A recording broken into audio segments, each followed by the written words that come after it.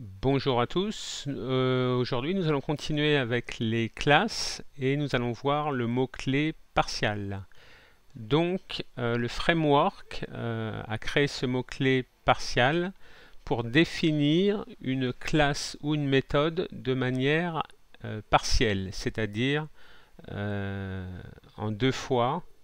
Donc, ça veut dire que vous pouvez créer deux fichiers avec la même classe, le même nom de classe et le définir dans deux fichiers différents.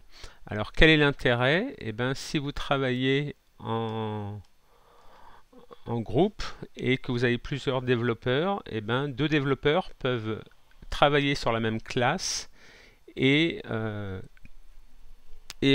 ensuite le compilateur, quand il va faire la compilation de l'assembly, c'est-à-dire de l'exécutable ou de la DLL, eh bien, il va prendre tous les fichiers de classe partielle et il va les réunir en une seule classe dans l'assembly.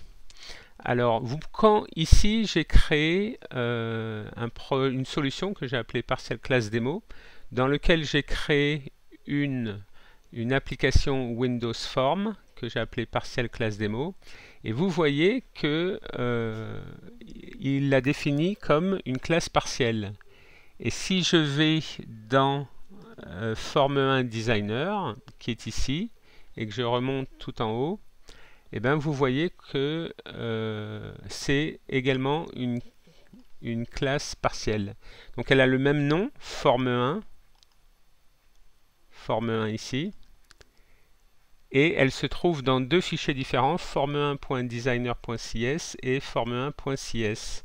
Donc c'est comme ça que on crée deux fichiers avec le même nom de classe, et il suffit de préfixer le mot partiel avant la classe pour dire au compilateur que il y a un autre fichier qui contient la même classe et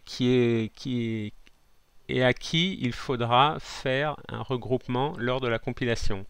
Alors si on nous omettait ce mot partiel, eh ben, le compilateur il dirait j'ai deux fichiers, j'ai deux classes qui ont le même nom, laquelle je prends. Donc il ne saurait pas. Donc pour ça, on utilise ce mot-clé là.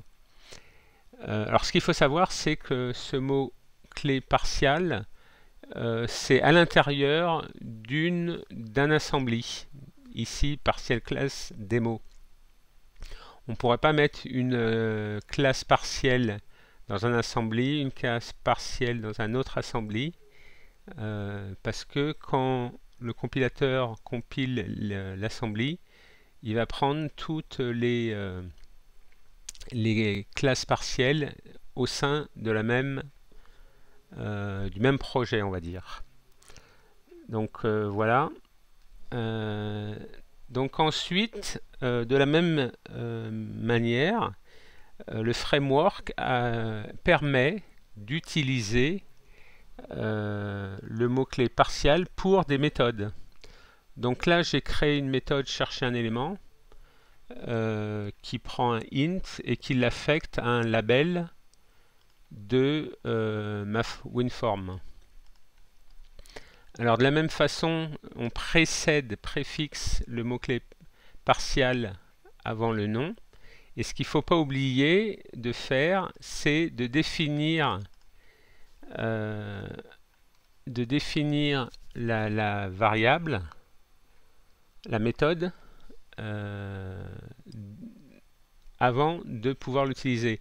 Si, imaginons, je dise, bon voilà, moi j'ai travaillé sur une méthode partielle, et puis un autre développeur va travailler sur la méthode partielle aussi. Là, je ne pourrais pas compiler parce qu'il va me dire il n'y a pas de déclaration qui a été définie pour l'implémentation de cette méthode partielle. Pourquoi? Parce qu'il a regardé dans l'assembly et il n'en a pas trouvé. Donc d'abord je dis, je la définis. Je dis elle s'appelle méthode, elle s'appelle chercher un élément, elle renvoie rien du tout, elle accepte un entier en paramètres et elle est partielle, donc il y a une autre définition de cette méthode. Et pour ceux qui connaissent le C++, c'est un peu, si vous voulez, la façon dont on définit un header, c'est-à-dire qu'on définit la méthode dans un header, et ensuite dans un fichier C++, on définit son implémentation. Donc là, je lui dis, il y a une méthode qui existe ailleurs, et là, bah, je peux la définir. Et là, je mets tout mon code. Le code, donc là j'ai fait un code simple, mais on pourrait faire ce qu'on veut. Donc il y a quelques règles qu'il faut respecter quand on définit des méthodes partielles. Toute méthode partielle doit renvoyer forcément void. Toute méthode partielle doit être private. Alors ici, on ne le voit pas. Mais comme j'avais dit, par défaut, c'est private. Alors là, j'ai une erreur. Pourquoi? Parce qu'elle est partielle et donc c'est implicite. Elle ne peut pas être autre chose que private. Et toute méthode partielle peut avoir des paramètres ref. On pourrait mettre ici passer le paramètre élément en tant que référence, c'est-à-dire en pointant sur l'espace mémoire où il définit. Mais une méthode partielle n'accepte pas de out parameter.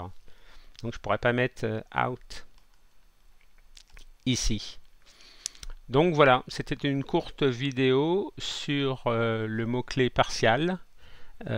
Si cela vous plaît, vous pouvez vous abonner. Si vous avez des questions, n'hésitez pas à les poster. Merci et à bientôt.